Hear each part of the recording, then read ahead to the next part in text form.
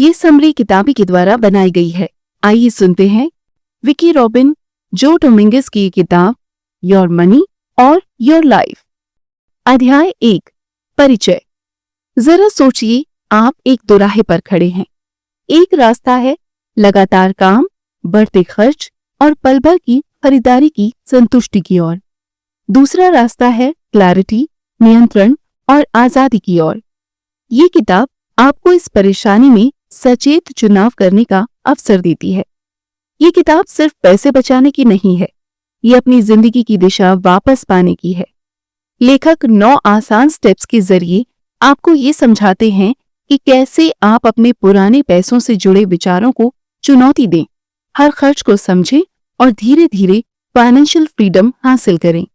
वो स्थिति जहां आपके निवेश से हुई आमदनी आपकी जरूरतों को पूरा कर सके। आप जानेंगे कि असली प्रति घंटा आय कैसे निकालें, बजट क्यों अक्सर असफल होते हैं और जागरूकता क्यों सफल होती है, सादगी को आजादी कैसे बनाएं, कब काम को जिंदगी से ऊपर रखना बंद करना है। लेखक कहते हैं कि पैसा वो चीज है जिसके लिए हम अपनी जीवन ऊर्जा का व्यापार करते हैं। आपकी वित्तीय यात्रा यहीं से शुरू होती है। अध्याय 2 मनी ट्रैप से बाहर निकलना। ज्यादातर लोग एक ऐसे चक्र में फंसे हुए हैं, मेहनत से काम करना, पैसा कमाना, उसे बिना जरूरत की चीजों पर खर्च करना और फिर यही सब दोहराना। ये चक्र केवल थकाऊ नहीं है, बल्कि एक जाल है। सच्चाई ये है कि हम अक्सर अपनी सबसे कीमती चीज, अपनी जीवन की ऊर्जा को पैसे के लिए बदल देते हैं और फिर उसे पल भर के सुख या सामाजिक अपेक्षाओं पर खर्च कर देते हैं। लेखक एक चुनौतीपूर्ण सवाल उठाते हैं। अगर कोई आपकी जान की धमकी देकर आपका पैसा मांगे, तो आप तुरंत पैसा निकालकर दे देंगे। लेकिन रोजमर्रा की जिंदगी में हम में से कई लोग अनजाने में अपनी जिंदगी को ही पैसे के लिए कुर्बान कर देते हैं, जैसे लंबे घंटे काम करके, बिलों की चिंता में डूबे हुए और ऐसी चीजें खरीदकर जो असल में जरूरी नहीं है। नतीजा कमाई, खर्च और असली जिंदगी के बीच एक गहरा डिस्कनेक्ट। ये समस्या सिर्फ पर्सनल आदतों की नहीं, बल्कि सामाजिक सोच की भी है। हमें शुरू से ये सिखाया जाता है कि सफलता का मतलब है ज्यादा उपभोग, यानी ओवर कंजम्पशन। एड्स हमारी इच्छाओं को नियंत्रित करते हैं और कर्ज लेना आम बात बन गया है। अमेरिका में औसत क्रेडिट कार्ड कर्ज $6,000 से ज्यादा है और 60% से अधिक लोग महीने की आखिरी तारीख तक तनख्वाह पर निर्भर हैं, चाहे उनकी आय कुछ भी हो। ये स्पष्ट करता है कि ज्यादा कमाई हमेशा फाइनेंशियल शांति नहीं लाती। लेकिन लेखक मानते हैं कि एक अलग रास्ता भी है, ऐसा रास्ता जहां पैसा आपकी जिंदगी को सपोर्ट करता है, ना कि कंट्रोल। इसे लेखक फाइनेंशियल इंडिपेंडेंस कहते हैं, यानी वो स्थिति जब आपकी बचत या निवेश से हुई आमदनी आपकी जरूरतें पूरी कर सके और आपको ये तय करने की स्वतंत्रता हो कि आपको अपना समय कैसे बिताना है। ये पारंपरिक जल्दी रिटायरमेंट की बात नहीं है, ये उस आजादी की बात है जहां आपको सिर्फ पैसे के लिए काम नहीं करना पड़ता। ये पैसे के साथ ऐसा रिश्ता बनाने की बात है जो आपके वैल्यूज, आकांक्षाओं और जीवन के उद्देश्य को दर्शाता है। इस यात्रा की शुरुआत एक सरल सवाल से होती है कि अगर आपको कभी पैसे के लिए काम ना करना पड़े, तो आप अपना समय कैसे बिताएंगे? ये सवाल अक्सर लोगों को अपनी जिंदगी और पैसे दोनों को एक नए दृष्टिकोण से देखने के लिए प्रेरित करते हैं। बस सोच को बदलने और प्रैक्टिकल कदम उठाने की जरूरत है, ताकि आप वेल्थ को एक ऐसी जिंदगी के रूप में परिभाषित कर सके जो सच में जिया गया हो। अगले अध्याय में आप जानेंगे कि कैसे अपनी वित्तीय सच्चाई यानी फाइनेंशियल रियलिटी का सामना करें। अध्याय 3 कुल संपत्ति, जीवन भर की कमाई और वास्तविक प्रति घंटा वेतन। अगर आप अपने पैसे पर कंट्रोल चाहते हैं, तो सबसे पहले आपको उसे साफ साफ देखना होगा। आप अपने बैंक स्टेटमेंट्स, कर्ज और खर्च की अनकही धारणाओं से भागने की बजाय सच्चाई का सामना करें। वित्तीय स्पष्टता यानी फाइनेंशियल क्लैरिटी तब शुरू होती है जब आप समझते हैं कि आप कहाँ हैं, वहां कैसे पहुंचे और पैसे के साथ आपका असली रिश्ता क्या है। और ये सब शुरू होता है नंबर्स से, भावनाओं से नहीं। पहला कदम है अपनी जीवन भर की कमाई को जानना। अब तक आपने जितना भी पैसा कमाया है उसका अंदाजा लगाइए। इसमें सैलरी, कैश, बोनस, गिफ्ट्स और कोई भी अतिरिक्त आमदनी शामिल करें, यहाँ तक कि वो इनाम भी जो आपने स्कूल में जीता था। अक्सर लोग चौंक जाते हैं कि उन्होंने जीवन में कितना कमाया है, खासकर जब उनके पास दिखाने को बहुत कम होता है।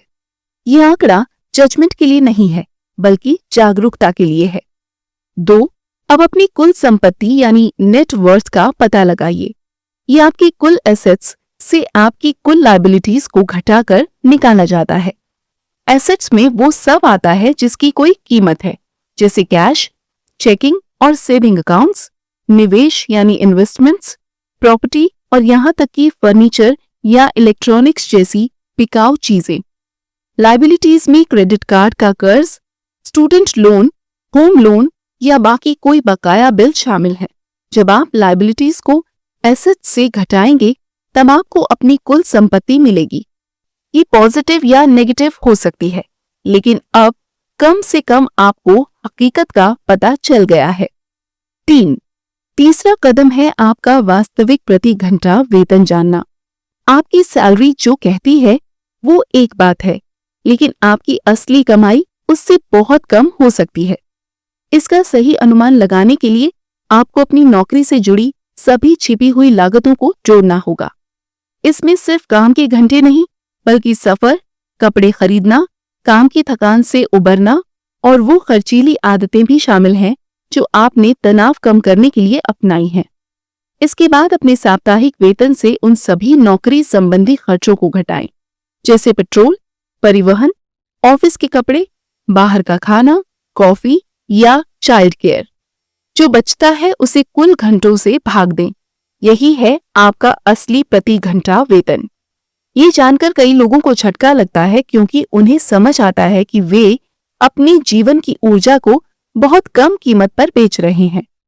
जब आपको ये संख्या पता चल जाती है तब हर खरीदारी एक सौदा बन जाती है।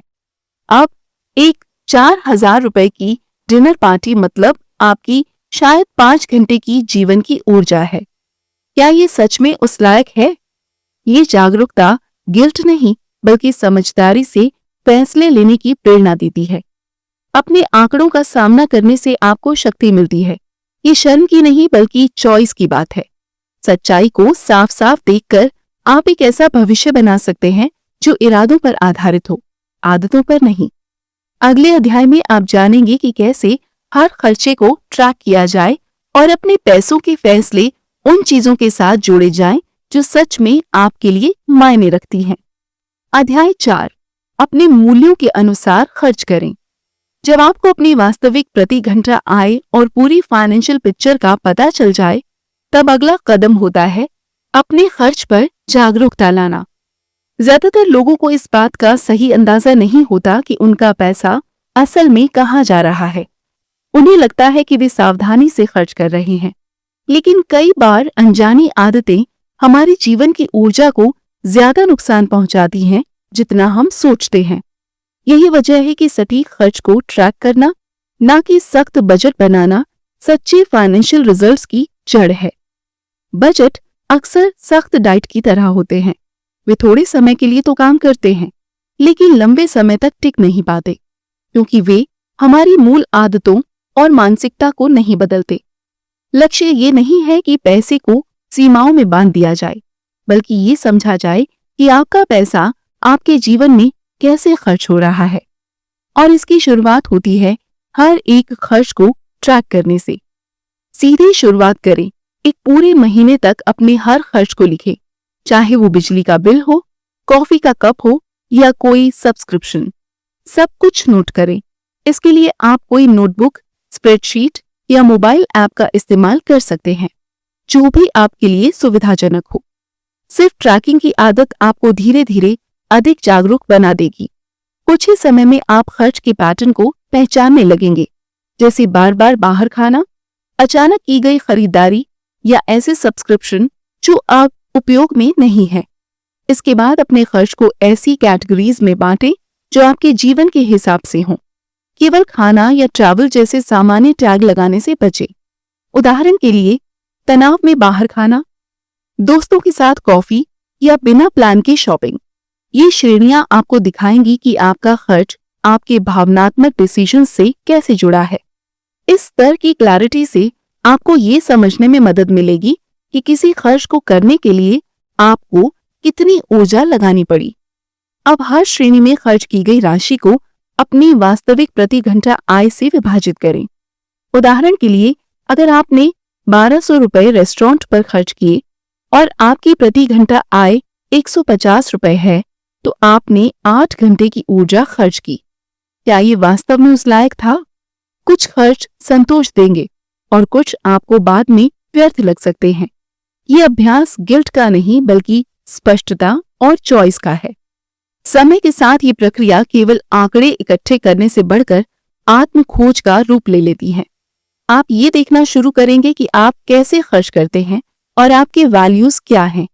आप उन खर्चों को भी पहचानेंगे जो आपकी आदतों, बोरियत या सामाजिक दबाव के कारण हो रहे हैं, न कि आपकी असली जरूरतों के कारण। यही वो जगह है जहां से आप अपना नियंत्रण वापस पाते हैं, किसी सख्ती से नहीं बल्कि समझदारी से। अगले अध्याय में आप जानेंगे कि अपने खर्चों का मूल्यांकन कैसे करें और किस तरह आप अपने खर्चों को समझदारी से घटा सकते हैं। अध्याय 5, कम खर्च करके अधिक संतोष पाना। जब आपने अपने खर्च को ट्रैक कर लिया हो और उसे अपने जीवन की ऊर्जा यानी लाइफ एनर्जी के आधार पर परखा हो, तो अगला कदम ये नहीं है कि हर खर्च को अचानक काट दें, बल्कि ये तय करना है कि क्या जरूरी है और क्या नहीं। सादगी का मतलब तंगी या अभाव नहीं होता। इसका मतलब होता है सोच समझकर खर्च करना। ये चुनने की कला है कि क्या सच में आपके जीवन को वैल्यू देता है और क्या सिर्फ आदत या दबाव में किया गया खर्च है। लक्ष्य ये नहीं है कि आप सिर्फ पैसे बचाएं, बल्कि ये है कि आप समझदारी से जिएं। लेखक बताते हैं कि सादा जीवन शैली का मतलब कंजूस होना नहीं है, बल्कि संसाधनों का समझदारी से उपयोग करना है।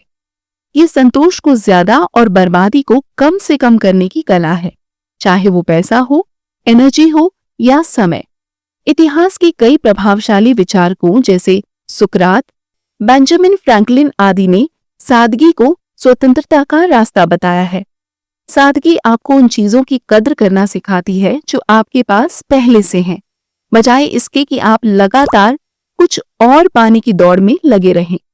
अब अपने पिछले अध्याय की खर्च श्रेणियों यानी स्पेंडिंग कैटेगरीज को देखें और 3 प्रश्न करें। 1, क्या इस खर्च से मुझे संतोष मिला? 2, अगर मुझे पैसे कमाने की जरूरत नहीं होती तो क्या मैं फिर भी इस पर खर्च करता? 3, क्या ये खर्च मेरे जीवन के उद्देश्य और वैल्यूज के अनुरूप है? ये सवाल आपको ये समझने में मदद करेंगे कि आपका खर्च उस जीवन को समर्थन दे रहा है जिसे आप जीना चाहते हैं या फिर वो उसे रोक रहा है। सादगी क्रिएटिविटी को भी प्रोत्साहित करती है। ये खुशियां छीनने के बजाय आपको नए ऑप्शंस खोजने के लिए प्रेरित करती है। क्या आप दोस्तों या पड़ोसियों के साथ संसाधन बांट सकते हैं? क्या आप ज्यादा घर पर खाना बना सकते हैं? क्या आप कम खर्च में मनोरंजन के तरीके खोज सकते हैं? अक्सर इन सवालों का जवाब हाँ होता है और इस तरह के निर्णयों से मिलने वाला संतोष जल्दबाजी में की खरीदारी की तुलना में कहीं अधिक टिकाऊ होता है। सादगी का अर्थ ये भी है कि आप मार्केटिंग और सामाजिक दबाव के प्रति सजग रहें। एड्स हमें ये महसूस कराते हैं कि हमारे पास कुछ कम है, जबकि सादगी हमें याद दिलाती है कि संतोष अंदर से आता है। बिना सोचे खरीदारी ना करें। मार्केटिंग ईमेल से बाहर निकलें। खरीदने से पहले थोड़ा रुकें और सोचें कि क्या ये जरूरत है या सिर्फ एक पल भर की इच्छा। इसका मतलब ये नहीं है कि आप कभी पैसा खर्च ना करें, बल्कि ये कि आप उसे समझदारी से खर्च करें। जो आपके पास है उसे पूरी तरह से उपयोग करें और अपग्रेड करने से पहले खुद से पूछें कि क्या इससे मेरी जिंदगी में वाकई कुछ सुधार होगा? सादगी जीवन में जगह बनाती है, जैसे शांति, बचत और स्वतंत्रता के लिए। जो पैसा आप खर्च नहीं करते वही आपके जीवन की ऊर्जा बनता है, और यही ऊर्जा एक दिन आपको उस स्थिति तक पहुंचा सकती है जहां आपको समय को पैसे के बदले बेचना ना पड़े। अगले अध्याय में आप जानेंगे कि कैसे अपनी आय को बढ़ाया जा सकता है ताकि आप वित्तीय स्वतंत्रता की दिशा में तेजी से बढ़ सकें बिना समझौता किए। अध्याय 6, आय बढ़ाएं और अपनी जीवन की ऊर्जा को वापस पाएं। सादगी आपको जो कुछ आप कमा रहे हैं उसमें से ज्यादा बचाने में मदद करती है, लेकिन किसी पॉइंट पर खर्च काटने की भी सीमा होती है। इसका दूसरा पक्ष है इनकम बढ़ाना, लेकिन समझदारी से। लक्ष्य ये नहीं है कि आप ज्यादा घंटे काम करें या लगातार हासिल करते रहें, बल्कि ये है कि आप अपनी आय को इस तरह बढ़ाएं जो आपके वैल्यूज और जीवन की ऊर्जा यानी लाइफ एनर्जी का सम्मान करे। आज की दुनिया में अधिकतर लोग अधिक काम करने को सफलता समझते हैं, व्यस्तता को गौरव की बात मानते हैं और प्रोडक्टिविटी को पहचान से जोड़ देते हैं। लेकिन ज्यादा कमाना जरूरी नहीं कि आपके समय, स्वास्थ्य या मानसिक शांति की कीमत पर हो। असली बात यह है कि अपनी आमदनी को एक सम्मान या स्टेटस के बजाय एक टूल की तरह देखें, एक ऐसा टूल जो आपको फाइनेंशियल फ्रीडम की ओर ले जाए। शुरुआत करें अपनी मौजूदा नौकरी की परख करके। क्या उसमें आप जो जीवन की ऊर्जा लगा रहे हैं उसका आपको सही रिटर्न मिल रहा है? अगर नहीं, तो क्या सैलरी बढ़ाने की बातचीत की जा सकती है, नौकरी की भूमिका बदली जा सकती है, या फिर किसी दूसरे इंडस्ट्री में बदलाव किया जा सकता है? बहुत से लोग अपने आप को कम आंकते हैं या डर और आदत के कारण कम पैसों वाली नौकरी में अटके रहते हैं। लेकिन अगर आप अपने कौशल और ईमानदारी के साथ ज्यादा कमाई कर सकते हैं तो आप बिना ज्यादा काम किए भी अपनी फाइनेंशियल प्रोग्रेस को तेज कर सकते हैं। कभी कभी पैसे बढ़ाने का मतलब होता है कि आपको थोड़े समय के लिए अतिरिक्त घंटे काम करना पड़ सकते हैं, लेकिन ये भी उद्देश्यपूर्ण होना चाहिए। उदाहरण के लिए, कुछ लोग फ्रीलांस काम, ट्यूशन या पार्ट टाइम नौकरी इसलिए करते हैं ताकि वे अपनी इमरजेंसी फंड बना सकें, कर्ज चुका सकें या पढ़ाई में निवेश कर सकें। फर्क इस बात का होता है कि वे ये सब किसी ठोस उद्देश्य के साथ करते हैं, सिर्फ ज्यादा कमाने के लिए नहीं। इसके अलावा परंपरागत तरीकों के बाहर भी कमाई के विकल्प होते हैं, जैसे एक कमरा किराए पर देना, गैर जरूरती चीजें बेचना या कोई छोटा व्यवसाय शुरू करना। ये आय के स्रोत आपके रुचि और कौशल के अनुरूप हो सकते हैं, लेकिन याद रखें, आय बढ़ाने का फायदा तभी है जब इसके साथ खर्च भी ना बढ़े। लाइफस्टाइल इन्फ्लेशन एक आम जाल है जिसमें ज्यादा कमाओ फिर ज्यादा खर्च करो और अंत में वही हाल पहले जैसा ही। इससे बचने का तरीका है अपने लॉन्ग टर्म फाइनेंशियल लक्ष्यों से जुड़े रहना। आखिरकार जीवन ऊर्जा को वापस पाना यानी कमाई को उद्देश्य के साथ करना। जितना ज्यादा आप जानबूझकर कमाते हैं उतनी जल्दी आप पैसे पर निर्भर रहना कम कर सकते हैं और एक ऐसी जिंदगी जी सकते हैं जहां आपका समय सिर्फ आपका हो। अगले अध्याय में आप जानेंगे कि अपनी बचत और निवेश का उपयोग करके क्रॉसओवर पॉइंट कैसे हासिल करें, जहां आपका पैसा आपके लिए काम करता है, ना कि आप पैसे के लिए। अध्याय 7, क्रॉसओवर पॉइंट, जब पैसा आपके लिए काम करने लगे।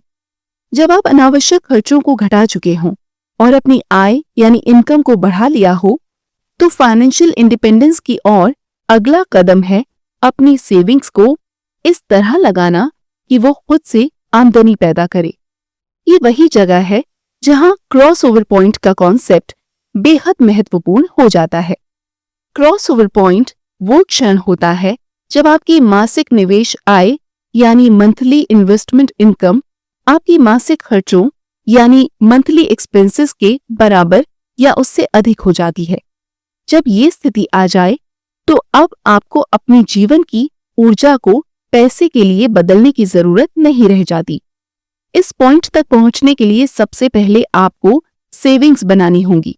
कम से कम 6 महीने की आवश्यकताओं को पूरा करने के लिए पर्याप्त इमरजेंसी फंड बनाना इस प्रक्रिया का आधार है।